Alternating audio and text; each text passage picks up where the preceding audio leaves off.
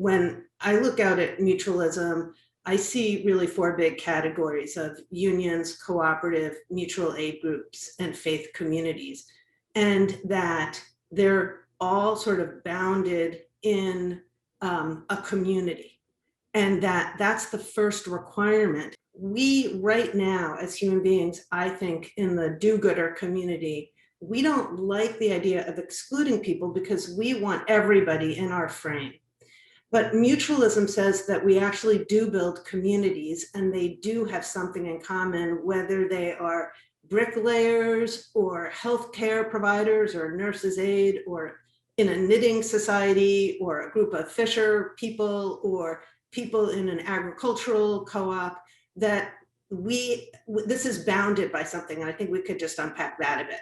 The second, and I think this is another critical piece, is that there has to be an economic mechanism. And by that, I mean dues, services, but this is what I 100% don't mean, that we're talking about foundation funding of an orientation around a campaign or something like that.